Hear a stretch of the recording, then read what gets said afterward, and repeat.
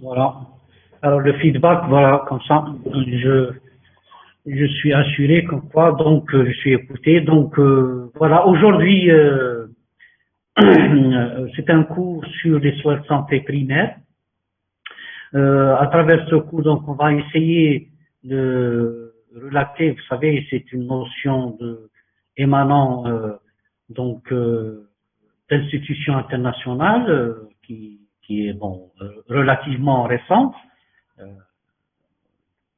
à partir donc des années 70, où ce nouveau concept donc a émergé donc à travers le monde et qu'on va voir pourquoi ces soins de santé primaires et quels sont ses objectifs et par rapport à quelles circonstances que ces concepts donc ont été abordés. Bon, maintenant vous savez, tous ces concepts sont appliqués à travers donc des programmes internationaux, tels que qu'on voit maintenant actuellement sur la vaccination mondiale concernant le Covid-19. Bien. Alors, la suite. Ça, passage. Alors. Bien. Donc, les soins de santé primaires s'inspire d'une vision au-delà du modèle médical étroit. Vous savez, avant, donc, on en parle de ce nouveau concept et ces nouveaux concepts en général. Vous savez, donc, la médecine était vue d'un angle purement curatif. Hein, c'était purement curatif, un modèle de prise en charge du malade et ça s'arrête. Bon, bien sûr, à partir de nombreux problèmes surgissent donc, à travers enfin, les épidémies, et j'en passe, les problèmes de santé. Donc là, cette notion de modèle curatif ne répondait plus à l'objectif d'une santé mondiale. Hein. On ne peut pas continuer à concevoir avec tous les problèmes de santé à l'échelle planétaire. Ce qui fait que, bien sûr, non seulement il y a un problème, et puis l'accessibilité aux soins n'est pas la même à travers les pays. Vous savez, vous avez les pays riches, quoique les pays riches ont aussi leurs problèmes, et surtout les pays pauvres qui n'ont pas donc les moyens de s'offrir donc des soins de santé de base qu'on appelle primaires, sur lesquels donc on peut généraliser à travers tous les pays du monde. Et donc, bien sûr, à travers ce concept de soins de santé primaire, est né ce qu'on appelle cette notion de la prise en charge de l'ensemble des citoyens à travers le monde et à travers donc une équitabilité, c'est-à-dire un accès de soins au moins pour certains types de soins primaires de base et pour lesquels tous les pays doivent s'engager à assurer pour leurs concitoyens. Donc, je dis la maladie avait de nombreuses causes pour lesquelles le secteur sanitaire n'avait pas aucune prise. Donc, il s'est avéré, en effet, que les problèmes de santé ne relèvent pas donc des solutions plutôt, ne relèvent pas que du secteur de la santé, mais à travers donc plusieurs donc intervenants, plusieurs secteurs, ce qui fait que la santé dans un pays n'est plus vue maintenant que c'est la responsabilité du secteur de la santé, mais toujours donc de divers secteurs. Et on voit maintenant actuellement des divers donc problèmes de santé globale tels que le Covid, etc., où sont impliqués différents secteurs dans la prise en charge du malade, à savoir donc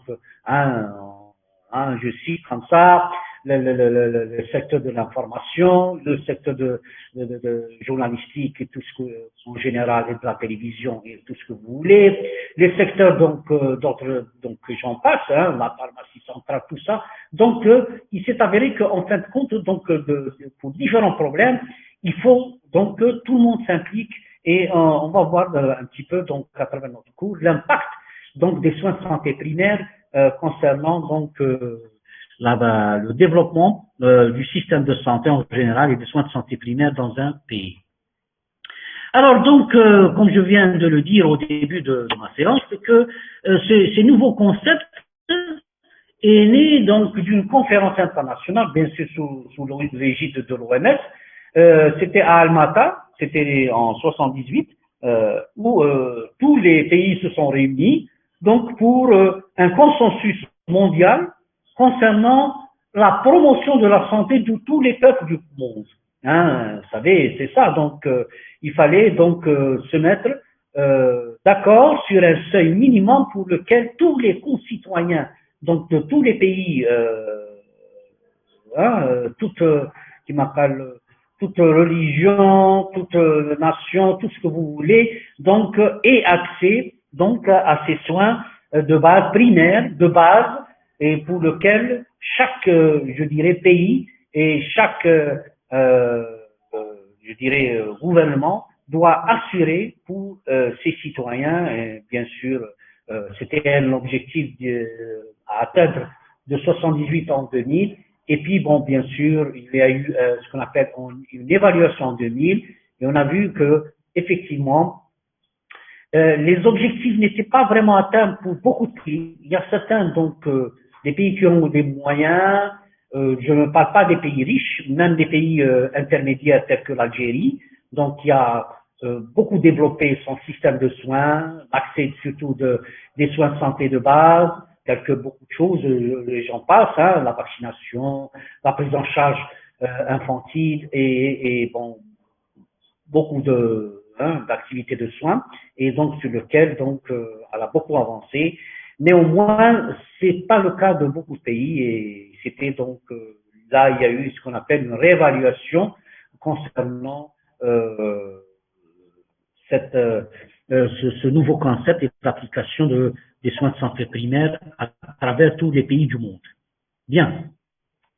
Donc, ces soins de santé primaire doivent veiller à ce qu'ils répondent à un certain nombre de critères, à savoir que, d'abord, le critère de la définition de la santé concernant actualisé par l'OMS, hein, que la santé est un état complet de bien-être physique, mental et social. Donc vous voyez que la santé, la bonne santé, c'est pas la bonne santé physique, c'est tout, mais en plus il y a d'autres paramètres tels que la santé mentale et tels que la santé sociale. Hein, vous savez, donc vous allez comprendre que effectivement, donc la santé sociale, elle est très importante, elle impacte d'une manière directe la bonne santé du citoyen. Hein. Je donne l'exemple, si on n'a pas l'accès au logement, si on n'a pas l'accès donc à l'emploi, hein, s'il y a un taux de chômage élevé, eh ben c'est normal. Donc, ça va impacter donc la bonne santé des individus. Donc, on ne peut pas concevoir un individu en chômage ou un individu, je sais pas moi, il est mal logé, il est mal nourri, tout ce que ça. Donc, bref, sur le plan sociétal, donc, il a un niveau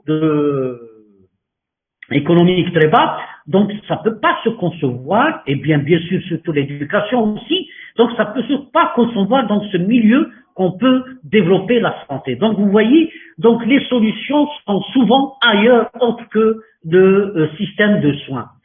Et donc, par rapport aux soins de santé primaires, c'est que, deuxième critère, ce sont des inégalités flagrantes entre la situation sanitaire des pays. Et on voit certains pays tels que l'Afrique du Sud, les pays d'Afrique, etc.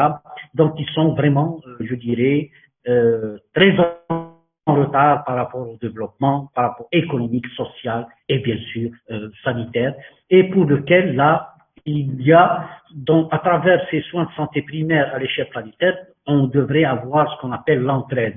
C'est ce qu'on appelle la promotion de ce qu'on appelle l'aide entre les pays pauvres et les pays riches, de telle manière à ce que tous les pays auront la possibilité d'accès à un minimum de soins. Bien. Alors, je continue. toujours par rapport à ces critères. Alors, le quatrième critère, c'est que tout être humain a le droit et le devoir. Donc, vous voyez ces deux notions. Vous savez, le citoyen n'a pas seulement le droit, mais il a le devoir de participer individuellement, collectivement, à la santé de son pays, de sa famille, à commencer par sa famille, son entourage, etc. Donc, il a une responsabilité vis-à-vis de la collectivité. Il a une responsabilité vis-à-vis de sa région, de son pays, etc. Donc, ça commence d'abord par le devoir et bien sûr le droit à l'accès donc aux soins de santé primaires. La responsabilité, bien sûr, des gouvernements et des organisations internationales. Et c'est ce qu'on voit, par exemple, à travers cette pandémie, par exemple, un exemple vivant actuellement, ne serait-ce que à travers les médicaments, l'entraide, etc. Quoique vous voyez, donc il y a des problèmes, mais c'est grâce à ces organisations internationales et à leur tête sur l'Organisation mondiale de la santé, l'OMS, donc pour assurer une accessibilité donc aux moyens, que ce soit les médicaments contre le Covid, que ce soit les vaccins contre le Covid, etc. Et là, donc, ces organisations, donc ces modèles sont nés, donc bien sûr, à travers donc ces notions de soins de santé primaire que tous les pays donc s'engagent à assurer. Bien sûr, les objectifs doivent être en matière de soins de santé primaire, ils doivent être dans chaque région, dans chaque pays, à l'échelle de la même planétaire, ils doivent être, je dirais, tracés et bien étudiés, donc pour lancer, donc bien sûr, il y a l'accessibilité, il y a l'acceptabilité, etc. Bon, je vous donne un exemple, sans parler comme ça, donc au plus haut niveau, dans une région. Donc, avant de lancer, il faut évaluer quels sont les besoins de santé de cette population. Vous savez, je donne l'exemple de notre pays. Notre pays, il est large, il est très vaste. Vous savez, les besoins de santé ne sont pas les mêmes d'une région à une autre. Et je donne l'exemple flagrant, c'est entre, par exemple, le nord et le sud. Les conditions sociétales, les conditions de vie, la culture n'est pas la même. Donc, ce qui fait que les besoins de santé primaire ne sont pas les mêmes, par exemple, entre un Algérien du Nord et un Algérien du Sud. Donc, chacun, en fonction de son milieu, donc, doit étudier ses besoins, etc., par rapport à sa population locale.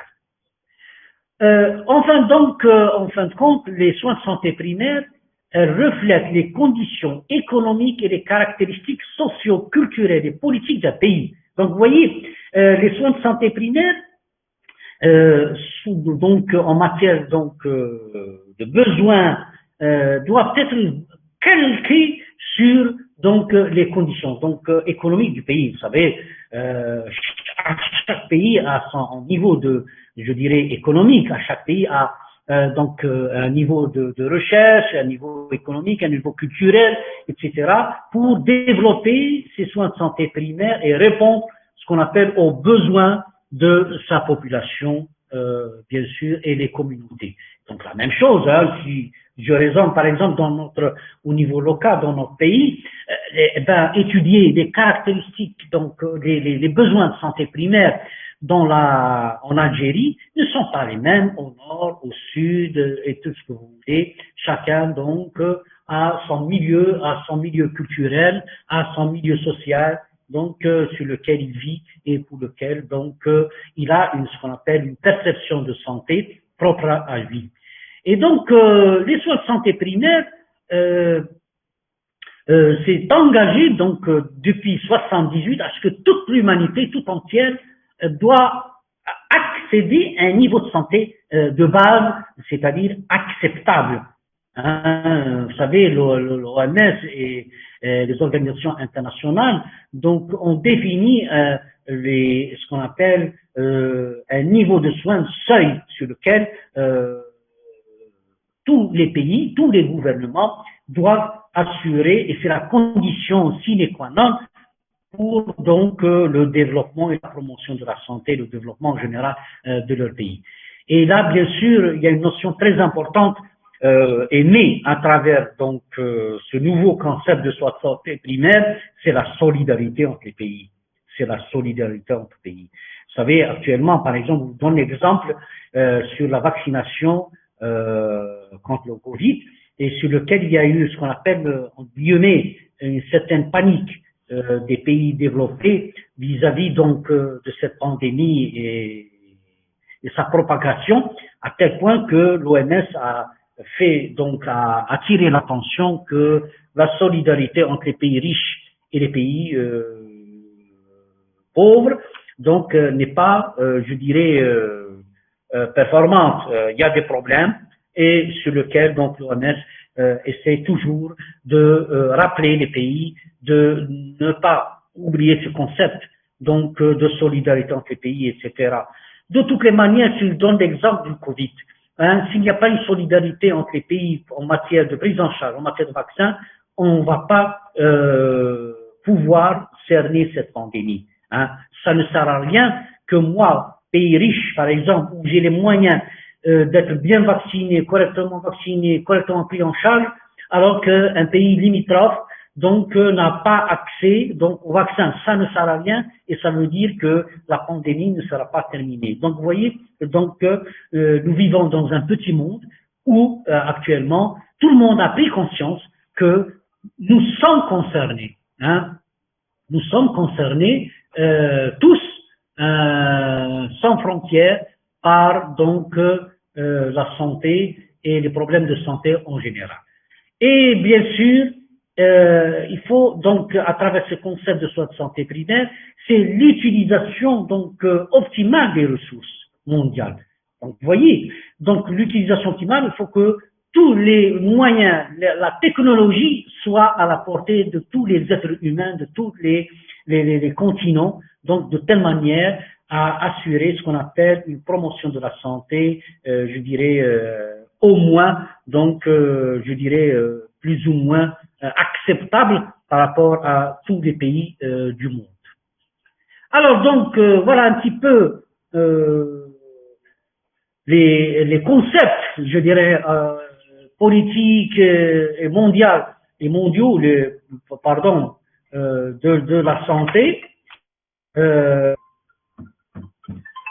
de la santé, pardon. Donc, ces nouveaux concepts, comment donc depuis 78, tous les pays du monde et les experts à l'échelle, à travers les organisations internationales, donc se sont convenus donc pour assurer le développement et la promotion de la santé à travers tous les pays du monde. Alors, en matière de définition, qu'est-ce que c'est des soins de santé primaires? Donc, en fin de compte, c'est quoi ces soins de santé primaire? Donc, ce sont des soins essentiels. Donc, lorsqu'on veut dire, qu'est-ce que ça veut dire? Donc, ça veut dire que ce sont des soins de base et sur lequel tous les pays, tous les individus, tous les peuples doivent accéder, donc, sur le plan curatif, préventif et promotionnel, et bien sûr, reposant sur des méthodes et des pratiques scientifiquement, bien sûr, valables, socialement acceptables. Et là, je répète aussi, donc, il y a tous les soins, donc, et les techniques et la méthodologie des soins n'est pas la même d'un pays, par exemple, je dirais d'une autre culture, d'un certain niveau social à notre pays, je dirais, donc là, ça a été, il y a eu des exemples sur, par exemple, pas mal de problèmes de santé, tels que la promotion des soins de santé, par exemple sexuels à travers des pays, les vaccinations, les contraceptifs, en matière d'espacement des sens. Il y a eu donc ce qu'on appelle des problèmes d'ordre culturel qui fait que donc on a pris conscience que donc toute pratique, donc tout système de soins doit reposer sur des pratiques qui sont bien sûr culturellement acceptables par la population. Donc en fin de compte, tout pays doit reposer sur un système national de santé qui représente un petit peu le premier contact, donc puisque ce sont des soins de base, essentiels de base, donc pour lesquels la population accède. Alors, donc en fin de compte, les soins de santé primaire, comme je l'ai dit tout à l'heure, c'est pas le secteur de la santé qui est à lui seul donc concerné par le développement d'un système de santé, mais en fin de compte, c'est tous les secteurs connexes au développement national. Et là, je donne l'exemple de l'agriculture, l'élevage, la production alimentaire, donc vous voyez, le logement, l'éducation, etc. Donc on ne peut pas concevoir une bonne santé, par exemple, sans un système d'éducation qui est général et global.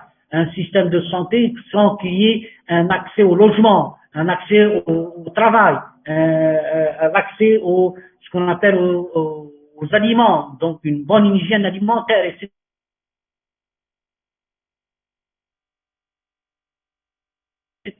Et j'en passe et j'en passe. Donc vous voyez qu'en fin de compte, donc le développement et la promotion de la santé fait appel souvent, autre que la santé, pour le développement de tous les citoyens, la promotion de la santé. Donc, en fin de compte, les soins de santé des primaires sont des actions de santé qui sont indispensables à la continuité de la vie quotidienne. Donc, c'est la base donc de toutes les actions. Donc c'est pour cela que donc actuellement maintenant tous les programmes de santé sont des programmes intersectoriels, hein, sur lesquels il est impliqué différents secteurs. Par exemple, je vous donne un exemple, les, les programmes de santé les plus anciens en Algérie, hein, qui relèvent des années 70, etc. Par exemple, les maladies à transmission hydrique. Hein, on ne peut pas concevoir que la santé prend en charge les maladies à transmission hydrique, alors que le secteur, par exemple, de l'hydraulique, des APC, n'est pas concerné par ce qu'on appelle la lutte contre les maladies à transmission hydrique. Et donc, on a compris que c'est à travers des commissions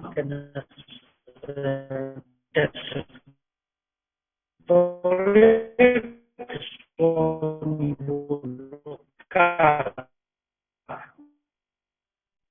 ou régional ou Docteur, national, docteur, ça se coupe, et on c'est vous entend grâce à mal. ces commissions qui font intervenir tous les secteurs Docteur, on vous entend mal. de l'hydraulique, etc.,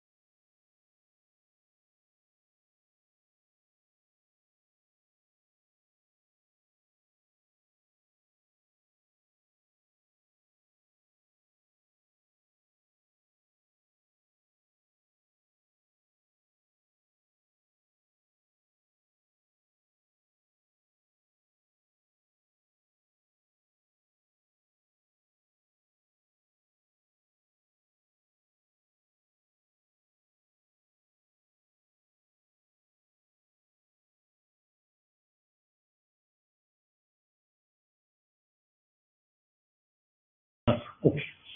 Bien. Vous arrivez à m'entendre? Bien, parce qu'il y a eu des problèmes de connexion. Voilà, la déléguée était là, donc il n'y a pas de problème.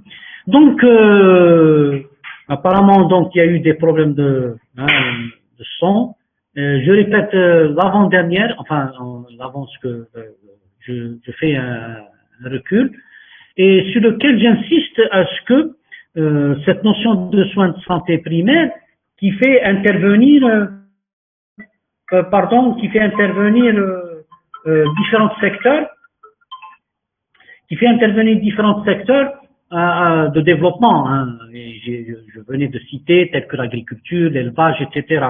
J'ai donné l'exemple, par exemple, des maladies à transmission hydrique, l'un des anciens programmes, je dirais, qui a bien réussi en Algérie, c'est les maladies à transmission hydrique. Hein, vous savez, sur lequel est impliqué différents secteurs, des collectivités locales, de l'hydraulique et tout ce que vous voulez, de l'information, en plus de la santé. Donc vous voyez, la santé est presque, je dirais, dans le maillon de chaîne, en dernier lieu par rapport aux différents secteurs connexes. Donc pour prendre en charge l'un des grands programmes de santé publique tels que les maladies à transmission hydrique.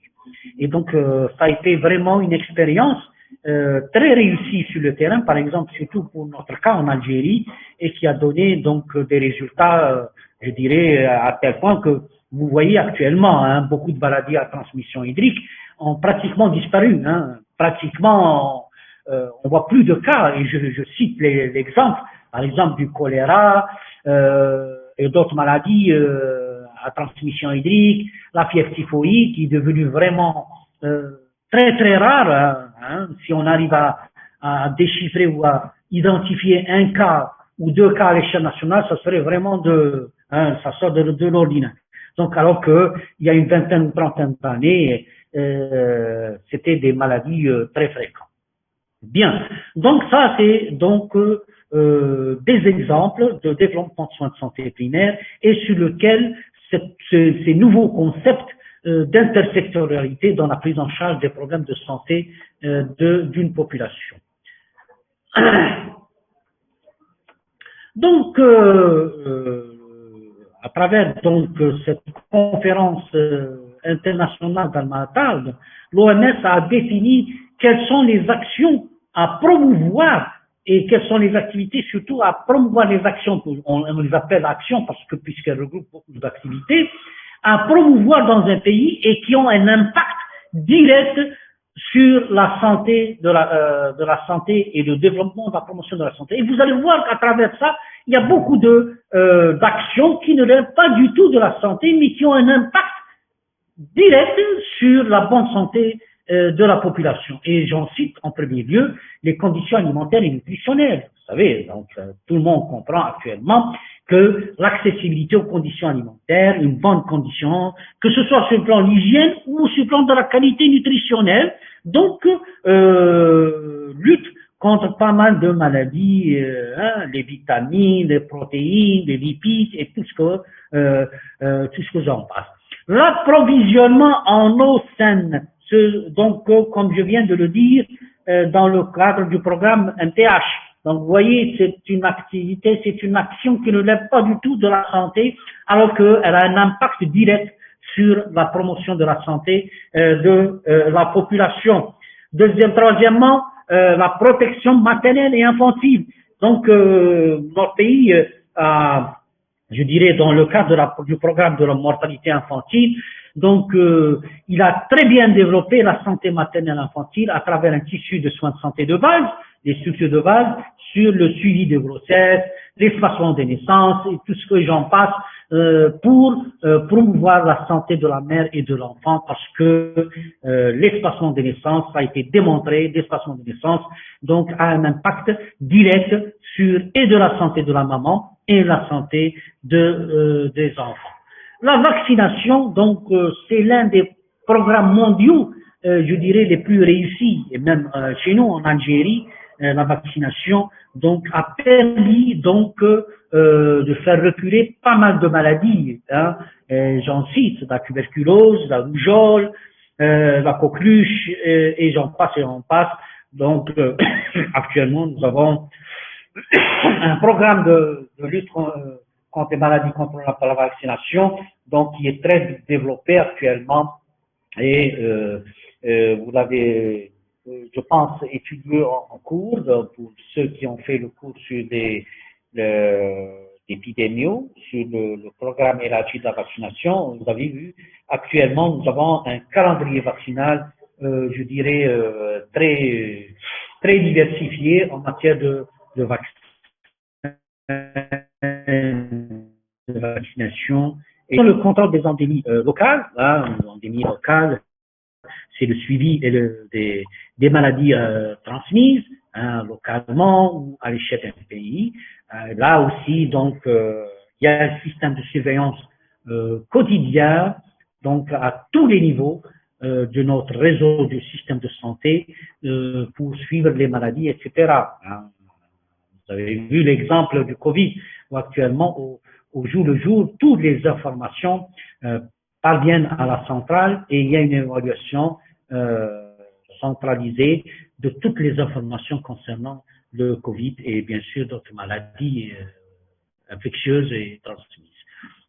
Bien sûr, le traitement des maladies et des lésions courantes aussi, donc de base, donc là aussi, il y a un certain nombre de pathologies donc qui sont, je dirais, qui font partie de la liste des soins de santé des primaires, que ce soit chez les enfants, que ce soit d'autres maladies telles que, par exemple, je cite le diabète, l'hypertension artérielle, etc., et qui doivent retenir l'attention de tous les gouvernements et du système de soins et du ministère de la Santé de tutelle concernant pour la prise en charge de ces maladies, que ce soit transmises ou chroniques, de base, etc. Et vous avez vu actuellement, en plus de ces maladies, il y a des maladies chroniques qui pèsent lourd maintenant et sur notre système de soins tels que le diabète, l'hypertension artérielle et en général toutes les maladies, beaucoup de maladies cardiovasculaires et qui font partie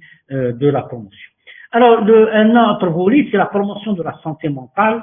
Je malheureusement parle peu actuellement.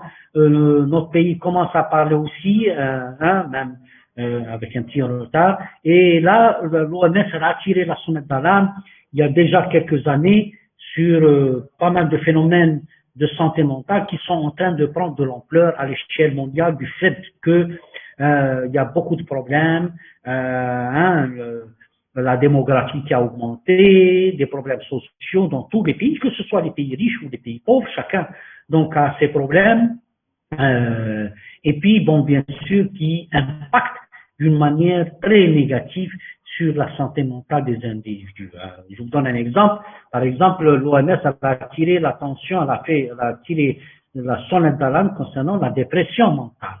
La dépression est devenue donc je dirais un phénomène de santé mentale très très répandu actuellement et qui risque d'ici quelques années se classer parmi les problèmes de santé les plus fréquents à l'échelle de la planète.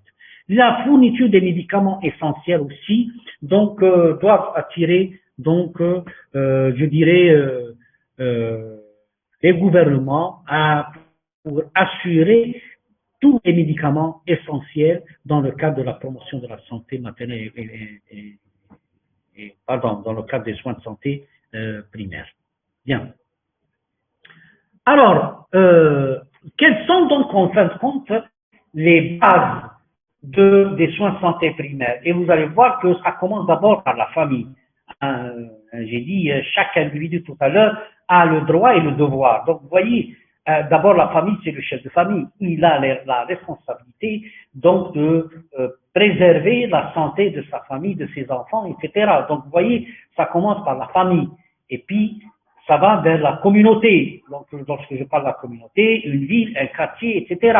Tout le monde est responsable et agit avec responsabilité envers la santé et non pas nuire donc à son voisin, nuire à sa ville, nuire à sa communauté, donc par des comportements, etc. Et j'en passe sur l'hygiène, tout ce que vous voulez, sur des produits nocifs, etc.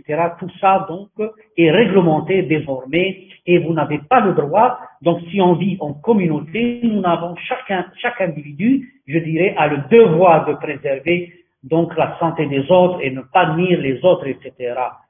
Donc, je dis nuisance d'hygiène, nuisance, je dirais, sonore, tout ce que, donc, sur lequel, donc, qui nous permettent de vivre en communauté. Et puis, en troisième niveau, c'est les services de santé. Lorsque je parle des services de santé, c'est-à-dire que ce soit le secteur de la santé, le gouvernement et tout donc le système étatique qui est responsable des soins de santé primaires. Donc les soins de santé primaires sont des services, comme je viens de le dire, ce sont des services qui sont les proches de la population de base. Et donc elles sont, comme vous voyez donc l'expérience algérienne, elles sont généralement donc assurées par les structures de base, puisque nous avons actuellement, depuis 70, un tissu de structures de soins de santé de base très développé, très donc dispersé à travers le territoire national, même dans des zones, je dirais, enclavées, etc., bien sûr, pour permettre, bien sûr, l'accessibilité à ces soins de santé primaires, que ce soit préventifs ou curatifs, etc. Bien. Alors, donc, actuellement, quels sont les défis actuellement des soins de santé primaires? Donc, bien sûr, vous savez, après une évaluation, je vous ai dit tout à l'heure qu'il y a eu une évaluation en 2000 et sur le parcours des soins de santé primaires à travers les pays du monde. Alors, le premier constat, c'est que les populations sont de plus en plus donc en meilleure santé, puisque l'espérance de vie a augmenté dans pas mal de pays. Et j'en parle par exemple, l'exemple en Algérie, l'espérance de vie en 62, on était à peine 64 ans. Donc, c'est-à-dire quelqu'un, lorsqu'il naît, il espère vivre jusqu'à 64 ans, puisque la plupart mourraient à cet âge. Mais actuellement, donc, on a vraiment dépassé les 78 ans. En Europe et aux États-Unis, ils ont dépassé les 84 ans, etc. Donc, vous voyez, ça, beaucoup de pays, bien sûr, certains pays de l'Afrique, etc. Donc, en fin de compte, des améliorations très significatives concernant pas mal de problèmes de santé qui ont permis un petit peu faire reculer pas mal de maladies et donc ils ont impacté l'espérance de vie, etc. Et donc bien sûr le troisième phénomène c'est la révolution technologique. Vous savez le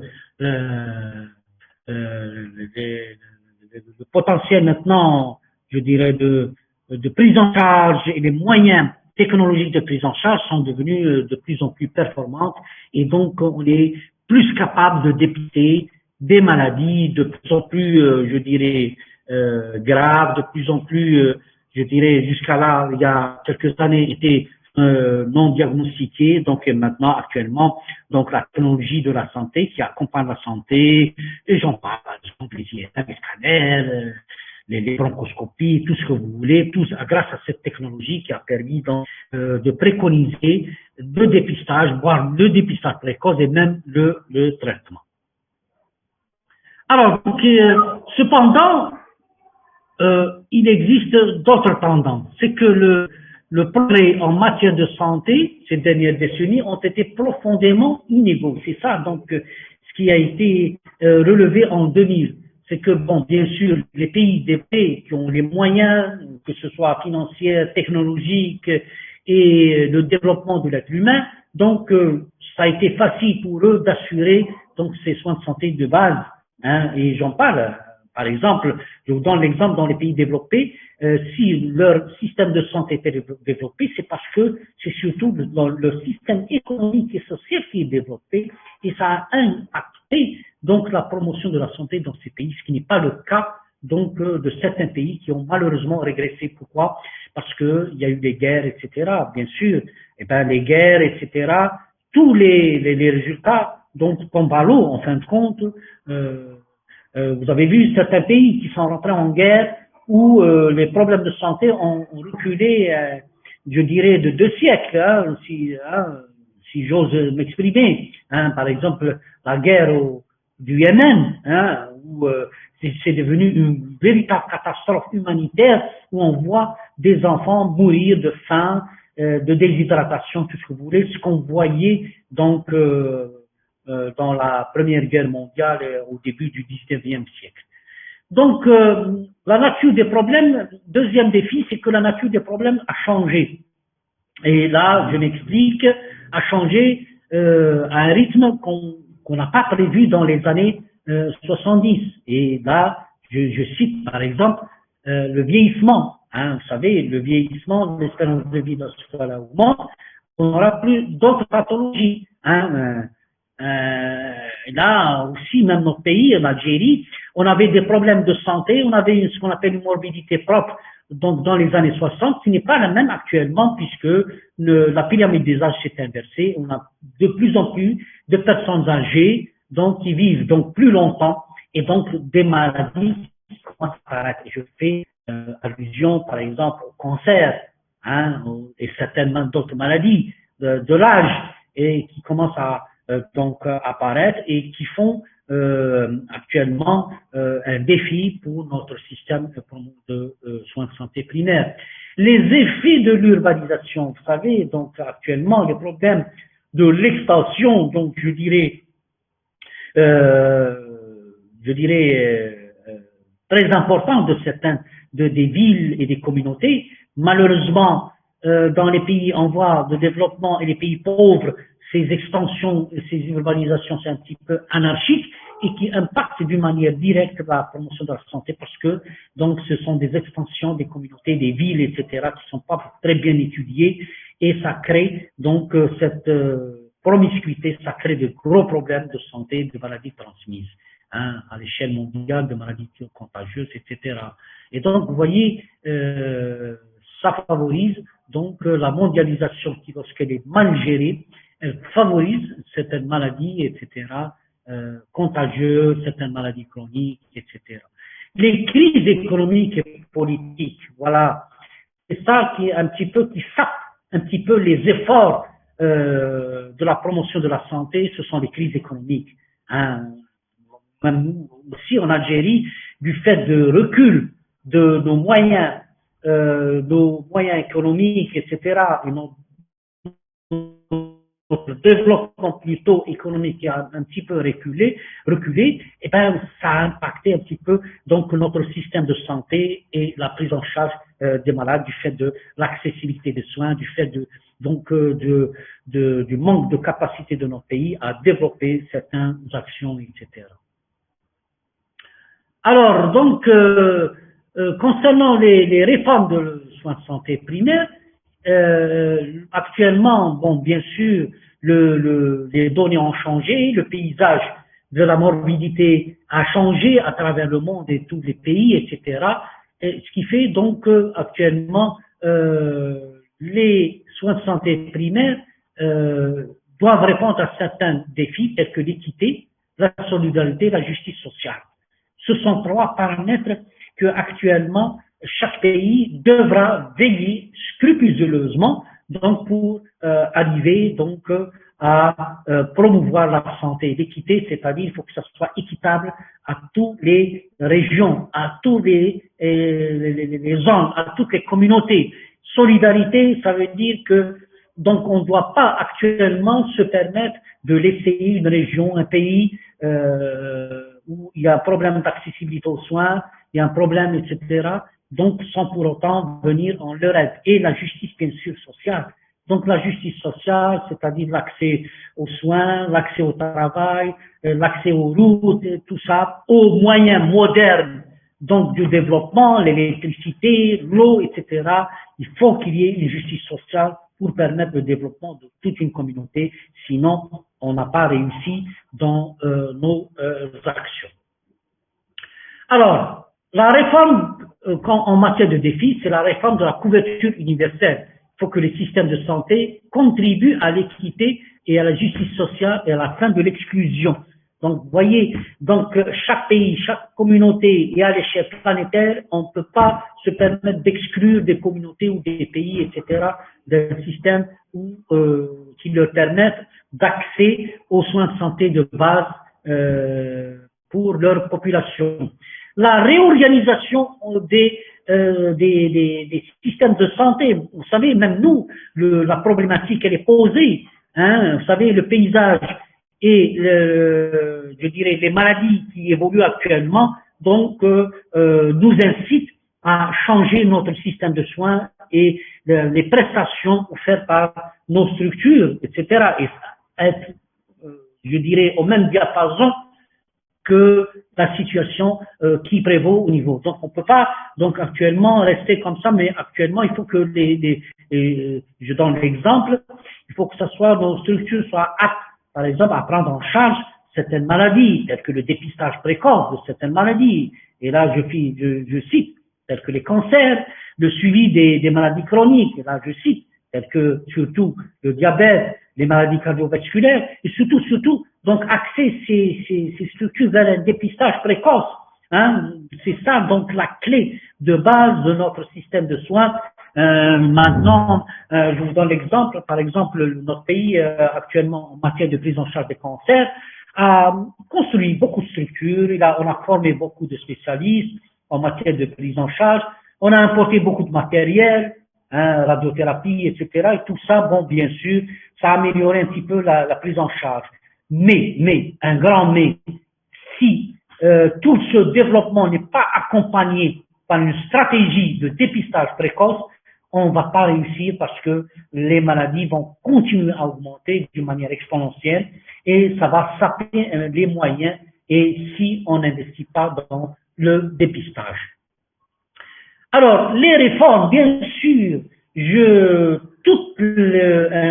tout système de soins de santé primaire est directement lié par les réformes des politiques, hein, c'est-à-dire que d'une manière donc je dirais démocratique et avec tout l'arsenal de justice, donc permettre une accessibilité et permettre donc différentes actions et bien sûr même sur le plan de l'intersectorialité, il faut que ça soit donc efficace et donc bien sûr ce sont dans les pays démocratiques, hein, je dirais qui ont fait toutes les réformes politiques, donc qui ont su faire, je dirais, la promotion d'une manière optimale, hein, parce que vous savez, s'il y a des problèmes de politique, il n'y a pas de volonté politique pour développer votre système de soins, on ne va pas réussir. Donc, vous voyez, c'est pas une affaire que des professionnels de la santé, c'est pas une affaire que des techniciens, tout secteur de là, mais tout doit reposer sur ce qu'on appelle une politique de bonne volonté de développer l'être humain et de développer donc bien sûr sur toutes ces axes, que ce soit éducationnel, que ce soit donc sanitaire, que ce soit social et j'en passe et j'en passe. Et bien sûr, il faut le dire, le développement d'un système de santé est complexe et donc il faut que ça soit une gestion, ce qu'on appelle non seulement inclusive, mais participative et négociatrice. Donc, qu'est-ce que ça veut dire ces termes? Donc, ça veut dire, donc, puisque ce sont des mots, je dirais, qui reflètent beaucoup de choses, il faut apprendre aux citoyens à participer, donc, à la prise en charge et la promotion de sa santé, de sa famille, etc. Donc, et ne pas attendre que donc c'est les institutions qui viennent régler leurs problèmes. Donc vous voyez, et là je vous donne un exemple d'expériences qui sont très réussies dans certains pays. C'est les mouvements d'association. Vous savez, ces mouvements de ce qu'on appelle les ONG, les organisations non gouvernementales, les associations de promotion de la santé et qui agissent en parallèle avec les structures étatiques, donc permettre donc de développer que ce soit sur le plan éducationnel, que ce soit sur le plan de la promotion de la santé d'une manière très efficace. Et ça a été démontré dans les pays développés où certaines associations sont devenues beaucoup plus rentables, beaucoup plus efficaces, beaucoup plus, je dirais, participatives que les structures étatiques en matière de développement de la santé des individus en général et de la santé en général d'un pays. Alors, donc, pour conclure, je dirais que les soins de santé primaires visent à réduire l'exclusion, c'est bien précis. Donc, si on se dit que nous sommes un pays, une seule communauté, une seule planète, donc une seule région, donc on ne peut pas se permettre d'exclure des communautés donc pour accès aux soins. Les disparités sociales. Donc, les disparités sociales, il faut que ça soit réduit au minimum. Et là, c'est un petit peu le challenge dans notre pays, par exemple. Il faut réduire ces disparités sociales entre, par exemple, le rural et l'urbain, le sud et le nord, les zones enclavées, des zones donc bien nanties, etc. Et c'est ça qui garantit un petit peu l'adhésion et, je dirais, la réussite dans un pays, dans une région, dans une communauté. Et bien, si on réussit pas dans la réduction des disparités sociales, on ne va pas réussir dans notre système de santé. Donc, en fin de compte, les déterminants de l'inégalité en matière de santé exigent une réponse sociétale. Ça veut dire quoi? Il faudrait que les choix et les interventions soient au plus haut niveau, d'abord politique, des pays, des gouvernements, etc. Et bien sûr, et grâce à ces choix, grâce à cet engagement politique des gouvernements et des pays, donc bien sûr, ça va bien sûr impacter le développement technique des différents secteurs pour promouvoir donc la santé des individus et des populations. Donc voilà, concernant les grandes lignes des soins de santé primaire et sur lequel donc doivent s'engager les pays, les régions et bien sûr toutes les organisations internationales pour pouvoir donc assurer donc la bonne santé de l'espèce humaine. Voilà. Je vous remercie. Est-ce qu'il y a des questions? Docteur, s'il vous plaît, quelles Oui. sont les structures de base Alors, les structures. de base qui vont Les structures.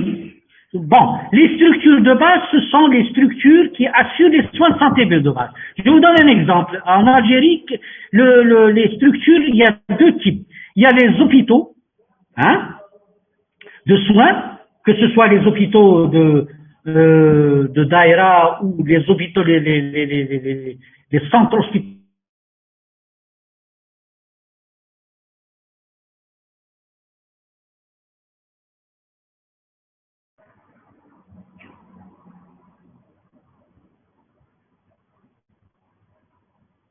On vous entend pas, docteur.